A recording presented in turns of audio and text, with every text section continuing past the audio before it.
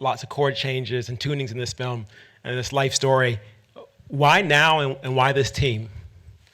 Oh boy. Big answer, big question. Why now? It started off one way, it wound up another. I'm at a stage in my life, I'm 77 years old, right? I'm ancient. And I'm supposed to be walking off into the sunset hand in hand with my sweetheart. And go, it's been good to know you, and I love you all. It's so long. And it didn't work out that way. 4 records in 4 years, which, and I am kind of bragging, but I don't know if I can't remember anybody else doing that. Not in a long time. Somebody probably did, and I'm halfway through a 5th one. And that's unusual. It's not what was supposed to happen, and it's an aberration. It's a break in the normal flow. It's not what you expect. And AJ's brother, Marcus, wonderful guitar player, fantastic musician, good singer-songwriter, been working with me, and so he asked AJ to come by. And AJ's a filmmaker in his head. He's always been a filmmaker. And he says, this isn't what I expected. And so that was the initial impetus. Okay, it's an unusual circumstance and something maybe to look at. Now, I have to say, AJ pestered me about it repeatedly, and I said, yeah, sure, kid. It's true. Possibly the wrong answer.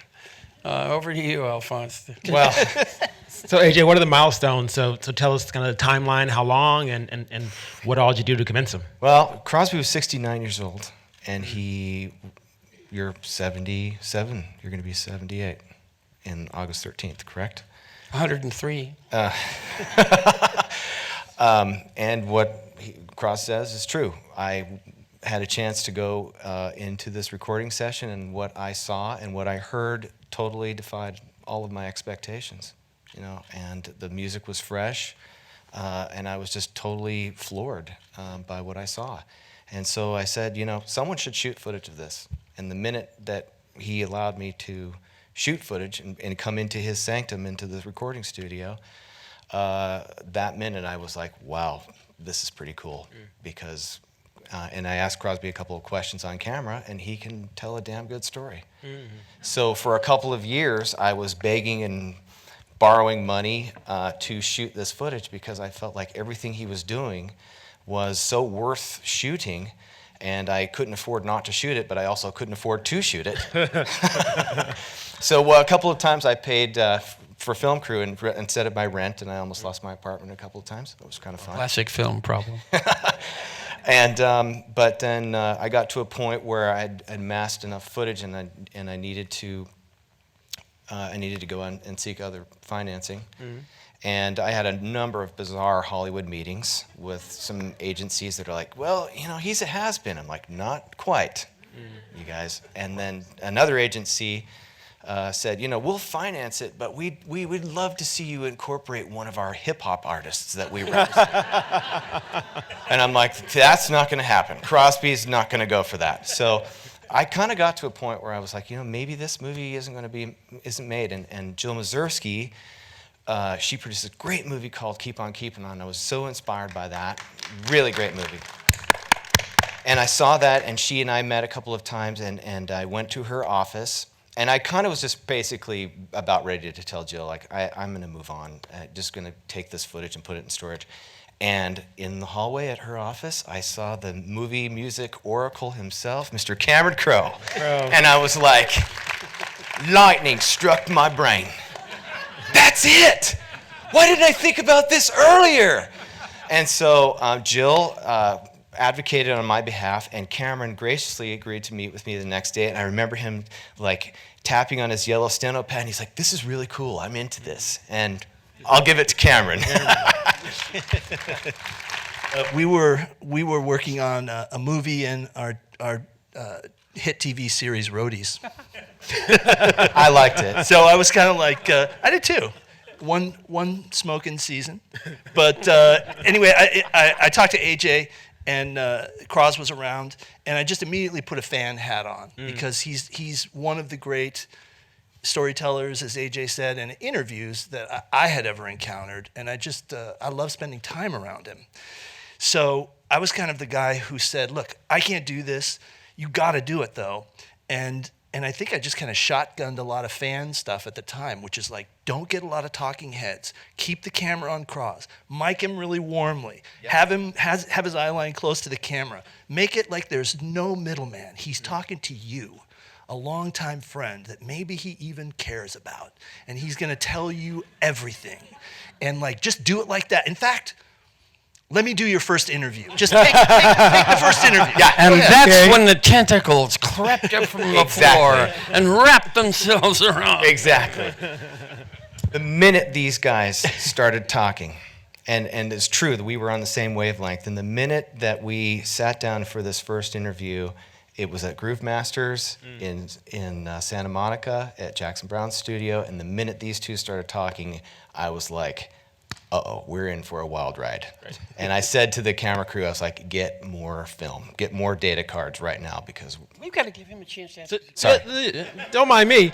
No, but this is a 45-year conversation going on, right? So, True. So you're capturing something that's just a continuation, and we feel it, and we're brought in, but the filmmaking becomes a part of the film.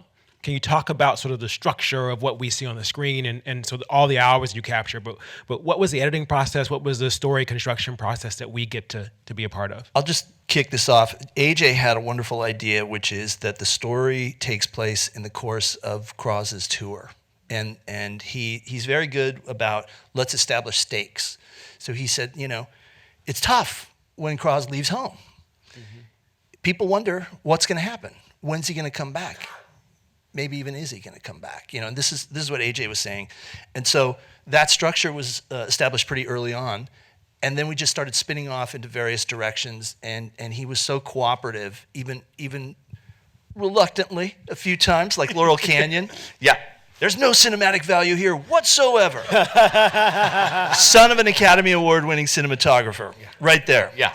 But he went with us for that structure, and the structure really worked. I thought that was like a brilliant way to kind of form something that we wanted to be different from a classical kind of music documentary where you're and I think the movie works like this, where the first few minutes you're going, okay, yeah, I know how it works.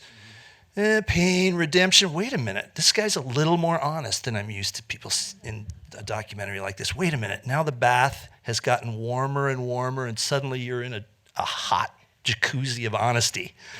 And that's kind of the way we wanted the movie to like take you in. I feel like there's sort of 4 generations in this room tonight. So your father, because we're the Academy, you, Cameron Crowe, and AJ, 4 generations sort of in this conversation. You've been so generous with younger creators for so long, and even now your collaborators are such young, vibrant, sort of up-and-coming folks. Can you talk to us a bit about what you think you give to them and what you get from these collaborations? Joy. If you work with young people, you have to paddle faster to keep up.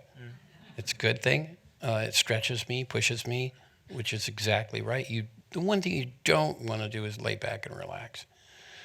The minute you do that, you start going downhill. I'm thrilled with music. I'm not thrilled with what it feels like when the bus goes over a pothole at 3 o'clock in the morning. But I'm really love singing. I'm in 2 really good bands, and everybody in them feels exactly the same way I do. They love it. It's their life. And we don't make a lot of money in either one of those bands. None of us do. Not me, not them. But we make really exquisitely good music. And I forgot what the question was. Thank you so much for this film, for this piece of art, and for this incredible story, and for all of your music.